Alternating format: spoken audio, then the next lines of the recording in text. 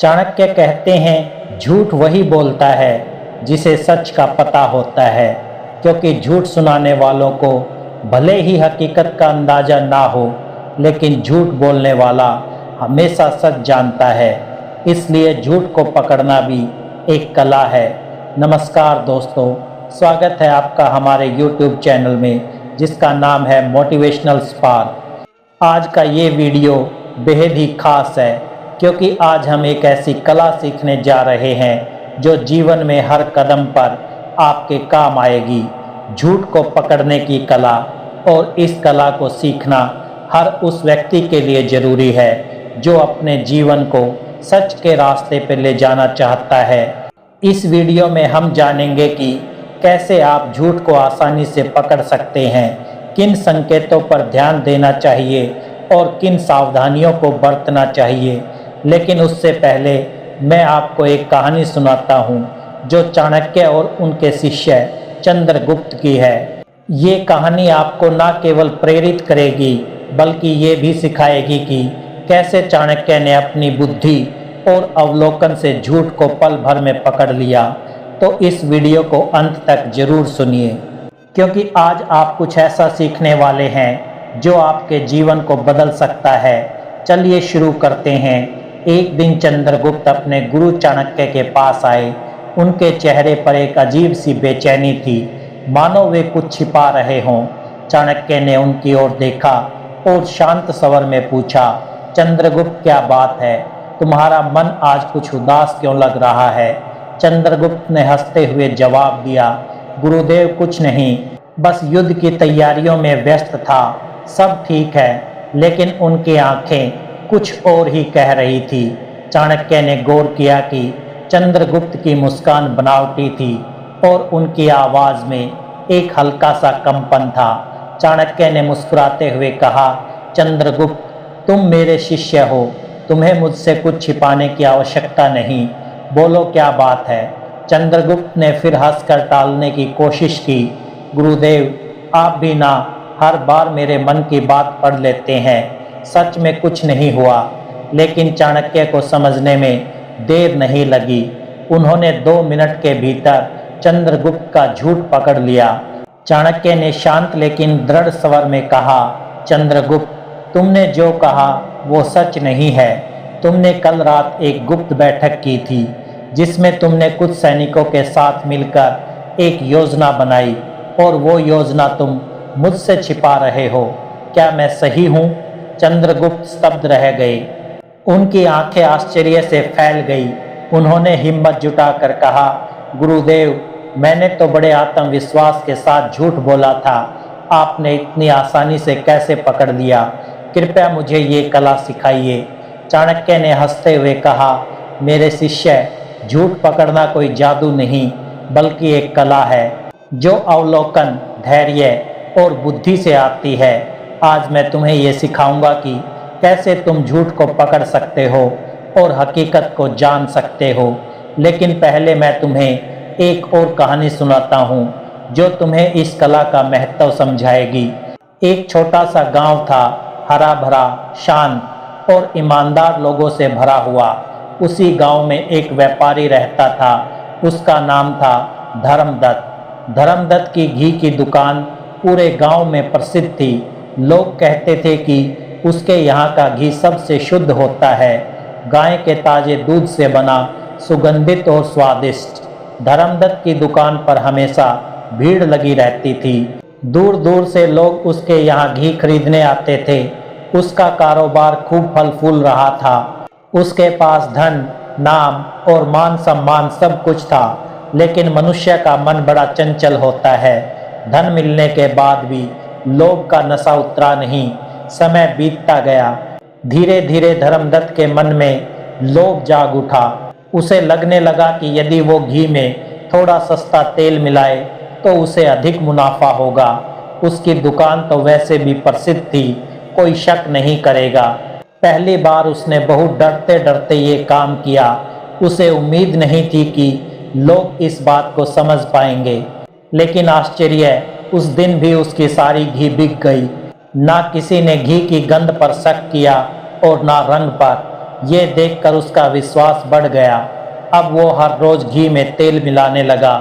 लागत घटी, मुनाफा बढ़ा।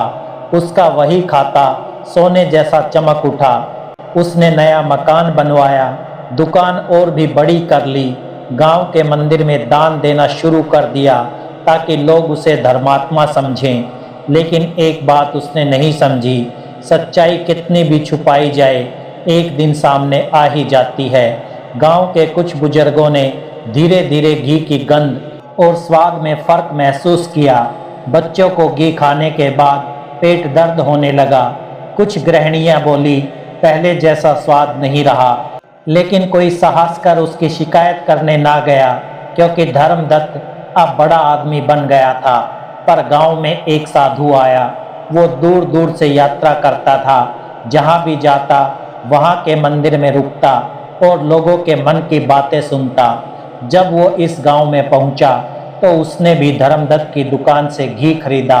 घी सूंघा, उंगलियों पर घिसा और एक हल्की मुस्कान उसके चेहरे पर आई। साधु ने गांव के लोगों को बुलाया और पूछा, क्यों भाई, क्या तुम्हें नहीं लगता कि इस घी में कुछ गड़बड़ है? लोग चुप रहे, डर के मारे कुछ कह ना सके। साधु मुस्कुराया और बोला, ठीक है, कल सुबह गांव के मंदिर में सब इकट्ठे हो जाना, वहां इसका सच सामने लाऊंगा। अगले दिन सुबह पूरा गांव मंदिर में इकट्ठा हुआ। साधु ने धर्मदत्त को भी बुलवाया। सबकी आंखें उस पर टिकी थी। साधु ने एक कटोरी में घी लिया, उसमें थोड़ी सी रुई डाली और दीपक बनाया। जब घी के दीपक को जलाया गया तो उसमें से काला धुआं निकला और बदबू भी आई। सब लोग हैरान रह गए। देखो, साधु बोला, शुद्ध घी कभी इस तरह नहीं जलता, इसमें जरूर मिलावट है। धर्मदत्त का चेहरा पीला पड़ गया। गांव के मुखिया ने कठोर स्वर में पूछा, सच सच बता, तूने क्या मिलाया है? धर्मदत्त ने बहुत कोशिश की झूठ बोलने की भी, लेकिन साधु की तीखी नज़रों और गांव वालों की आंखों से बच ना सका। आखिर उसे कबूल करना पड़ा, मैंने घी में सस्ता तेल मिलाया है। गांव में सन्नाटा छा गया। जिन लोगों ने सालों से उस पर भरोसा किया था वे शर्मिंदा महसूस करने लगे। धर्मदत्त रो पड़ा। उसने कहा, मैंने लालच में आकर ये पाप किया, मुझे क्षमा करो। साधु ने शांत स्वर में कहा, देखो भाई, धन कमाना बुरा नहीं है, पर बेईमानी से कमाया गया धन कभी सुख नहीं देता। तूने जो भी दान मंदिर को दिया वो व्यर्थ गया, क्योंकि उसका मूल पाप से भरा था। धर्मदत्त ने सबके सामने वचन दिया, आज से मैं कभी भी मिलावट नहीं करूंगा। गांव वालों ने भी उसे एक मौका देने का निश्चय किया, लेकिन साथ ही ठान लिया कि अब वे हर वस्तु सावधानी से खरीदेंगे। चंद्रगुप्त, इस कहानी से तुम्हें क्या सीख मिली? सबसे बड़ी सीख ये है कि मनुष्य चाहे कितना भी चालाक हो, सच्चाई को छिपा नहीं सकता। झूठ का पर्दा एक दिन हट ही जाता है। दूसरा, व्यापार में ईमानदारी सबसे बड़ा धन है। जिसने इस सत्य को पकड़ लिया वही सच्चा व्यापारी बनता है। इस कहानी का तीसरा पहलू भी है, लोगों की आंखें। यदि एक भी व्यक्ति सजग हो जाए तो वो पूरे गांव की आंखें खोल सकता है, जैसे उस साधु ने किया। इसका अर्थ है कि जब समाज की आंखें बंद हो जाती है तो बेईमान लोग पनपते हैं, पर जब जागरूकता आ जाती है तो बेईमानी का अंत हो जाता है। और चंद्रगुप्त, इस साधु ने सिर्फ व्यापारी को नहीं सुधारा, पूरे गांव को सिखाया कि आंखें बंद करने से सच्चाई नहीं छुपती। यदि गांव वाले शुरू में ही सच को पहचान लेते तो घी मिलावट से बच्चों को कष्ट ना होता। इसलिए राज्य चलाते समय या किसी भी पद पर रहते हुए तुम्हें भी सजग रहना होगा। जब कोई दरबारी तुम्हें चापलूसी करे तो उसकी बातों के पीछे छुपे इरादों को देखना। जब कोई सलाह दे तो उसके मन की सच्चाई को पकड़ना। हर शब्द, हर व्यवहार, हर मुस्कान के पीछे का सच समझना। और याद रखना, जो व्यापारी लोभ में पड़ा वो अपनी प्रतिष्ठा खो बैठा। आज भी गांव वाले उसे शक की नज़र से देखते हैं। मनुष्य के जीवन में एक बार भरोसा टूट जाए तो दोबारा वो पहले जैसा नहीं बनता। चंद्रगुप्त ने सिर झुकाकर कहा, आचार्य, मैं समझ गया। मैं राज्य में और जीवन में सच्चाई को ही सबसे बड़ा धर्म मानूंगा, चाहे कितना भी लालच सामने क्यों ना हो। मैं कभी अन्याय और धोखा नहीं करूंगा। तब चाणक्य ने कहा, चंद्रगुप्त, मैं अब कुछ ऐसे नियम बताने जा रहा हूँ जिनकी मदद से किसी भी व्यक्ति के झूठ को आसानी से पहचान सकते हैं। लेकिन इस कला में धैर्य, सूझबूझ और निष्पक्षता जरूरी है। तो आइए एक एक नियम को ध्यानपूर्वक समझते हैं। नियम 1, शारीरिक हाव भाव पर ध्यान दें। जब कोई व्यक्ति झूठ बोलता है तो सबसे पहले उसके शरीर की भाषा बदलती है। चाहे उसकी जुबान कुछ भी कह रही हो, लेकिन उसके हाव भाव सच्चाई को उजागर कर देते हैं। इस नियम को समझना बहुत आसान है। उदाहरण के लिए, अगर कोई आपसे बात कर रहा है और बार बार अपनी आंखें इधर उधर घुमा रहा है, तो ये शक का संकेत हो सकता है। सामान्यतः जो व्यक्ति सच बोलता है वो सामने वालों की आंखों में निडरता से देखता है, लेकिन जो झूठ बोल रहा होता है वो सामने नजरें मिलाने से बचता है या बार बार नीचे देखता है।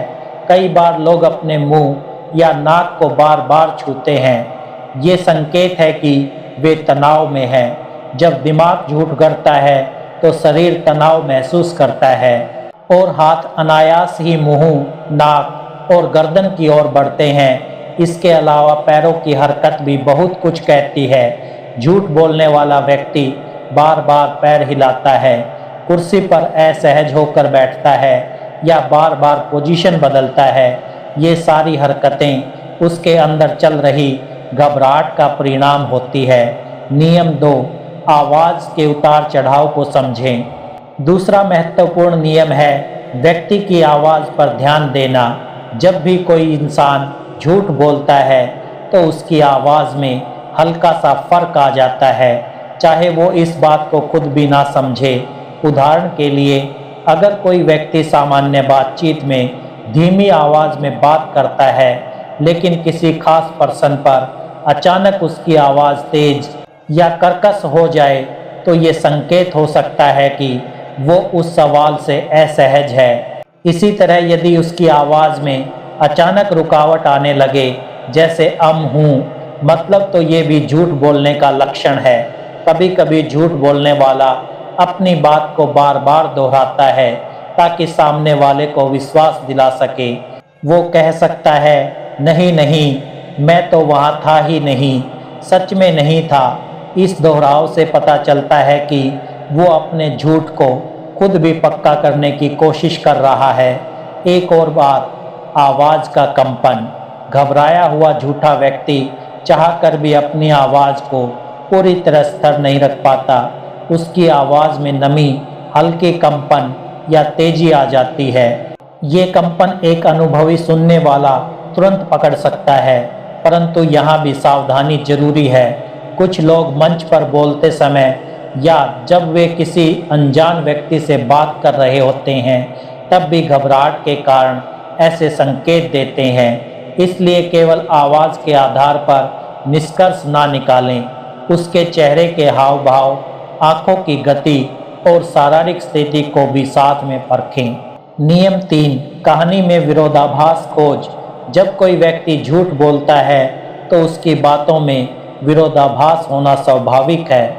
सच केवल एक होता है, इसलिए जो व्यक्ति सच्चाई बोलता है उसकी कहानी हमेशा एक जैसी होती है, लेकिन जो झूठ बोलता है उसे अपनी बातों को बार बार बनाना पड़ता है और इस चक्कर में कहीं ना कहीं वो गड़बड़ कर बैठता है। उदाहरण के लिए, मान लीजिए कोई कहता है कि मैं कल पूरे दिन घर पर था, लेकिन थोड़ी देर बाद कहता है कि मैं दोस्त से मिलने बाजार गया था। ये विरोधाभास है।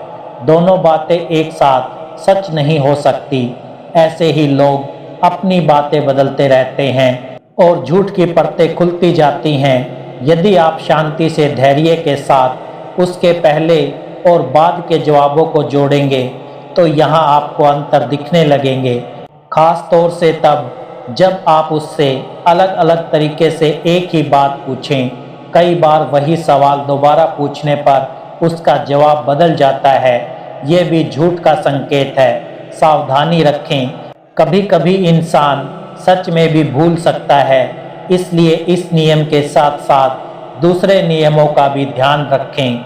नियम 4, भावनाओं की गहराई को परखें। जो व्यक्ति झूठ बोलता है उसकी भावनाएं भी अक्सर बनावटी होती हैं। उदाहरण के लिए, अगर कोई बहुत ज़्यादा जोर जोर से दुख या खुशी जताने लगे लेकिन उसकी आंखों में आंसू ना हो या चेहरे पर सच्चा भाव ना दिखे, तो ये शक का विषय हो सकता है। सच्ची भावनाएं भीतर से आती है, उनके लिए ज़्यादा कोशिश करने की ज़रूरत नहीं होती।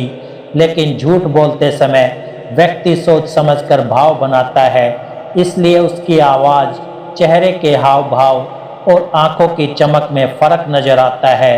उदाहरण के तौर पर, अगर कोई दोस्त कहे कि वो आपकी मदद से बहुत खुश है लेकिन उसके चेहरे पर खुशी नहीं दिखती, या वो बार बार मुस्कुराने की कोशिश कर रहा है, तो समझिए कुछ गड़बड़ है। इसी तरह झूठा दुख दिखाने वाला व्यक्ति बार बार चेहरे को छू सकता है, नीचे देख सकता है या मुंह फेर सकता है, पर ध्यान रखें, हर बार ज़्यादा भाव दिखाना झूठ का संकेत नहीं होता। कुछ लोग स्वभाव से भी नाटकीय होते हैं, इसलिए बातों, हाव भाव, आवाज़ सब कुछ मिलाकर सोचो। नियम 5, समय का दबाव बनाएं। झूठ बोलने वाला व्यक्ति अपने झूठ को तैयार करने के लिए समय चाहता है। अगर आप उस पर अचानक सवालों की बौछार कर दें या तुरंत उत्तर मांगें, तो वो घबरा सकता है या रुक रुक कर जवाब देगा।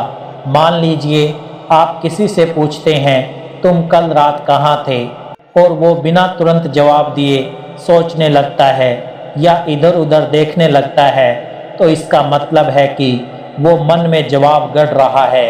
जबकि जो सच बोलता है वो बिना रुके साफ जवाब देता है। इसलिए जब भी आपको किसी पर शक हो, अचानक सवाल करें और तुरंत जवाब मांगें।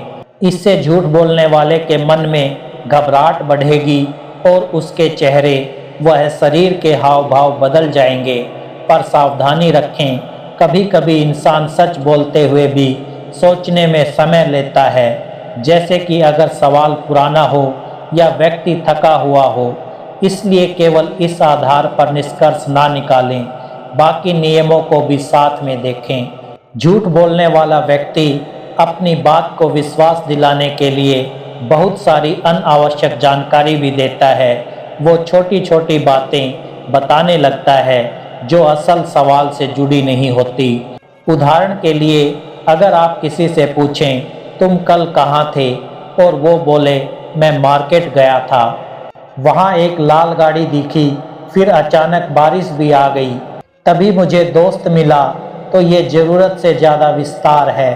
सच बोलने वाला सीधा जवाब देगा, मार्केट गया था।